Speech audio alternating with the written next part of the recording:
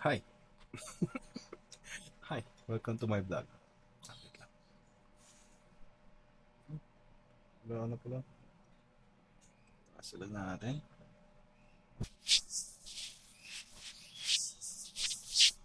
Mhm. Hi. Welcome to my vlog. Padug. Hi. Welcome to my vlog. Yun. Starting my vlog. Di ko alam kung paano mag-vlog. As you can see, ito ang aking interaction sa camera. I don't know, sabi gawin, parang kaibigan lang ang camera. So, yun ang ginagawa ko. Wala pa akong content.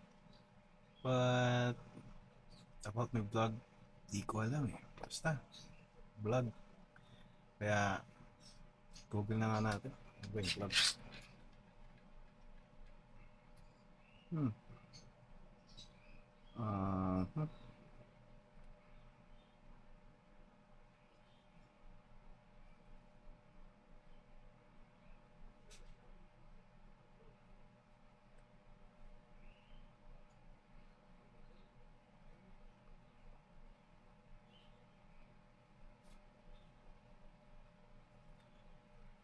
Hey Google, what is a vlog? A vlog is a blog where the content is presented in video format. Vloggers typically record themselves talking about their lives, experiences, or specific topics. I see. And can you teach me how to vlog? Because I'm vlogging right now. Start by focusing on good lighting and clear audio, as these significantly boost quality. Choose a topic you're passionate about, plan your video's message or flow, and be engaging and authentic on camera. Let's work on your next step. What's the main focus of the video you're shooting right now? Well, my content is learning what is a vlog, which you already answered. The You can explain to your viewers that a vlog is basically a video version of a blog, where you share your experiences and perspectives directly through video, making it feel much more personal and direct.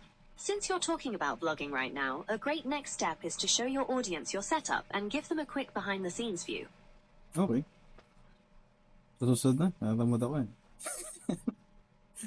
Pero, Once you've done that, you can wrap. Go ahead. What were you going to say? no, please proceed. To wrap things up, you can ask your viewers a question related to the topic to encourage comments and boost engagement, which is great for building a community. Ayun. Nasabi na niya, mag-comment daw kayo. Di That's ko the alam. spirit. To encourage more interaction, you could ask them to share in the comments what they find most interesting about starting a vlog. This gives them a clear way to participate in your video. Kaso, problema nga lang, nahiya ako. Normal lang na makaramdam ng hiya, lalo na kapag bago ka pa lang sa pag-vlog. Para mabawasan yan, subukan mong mag-focus sa camera na parang kausap mo lang ang isang matalik na kaibigan. Makakatulong din ang pag-ensayo ng sasabihin mo bago mag-record. Ayun. Nasabi na nga niya. Okay. Nahiya pa rin ako eh. Natural lang yan sa simula, pero unti-unti kang masasanay habang nagpapatuloy. Isipin mo na lang ang mga taga-subaybay mo ay nariyan para makinig at suportahan ka. Ano sa tingin mo ang makakatulong para mas maging komportable ka pa sa harap ng kamera? Hindi ko alam eh. Kasi wala, mahihain talaga ako.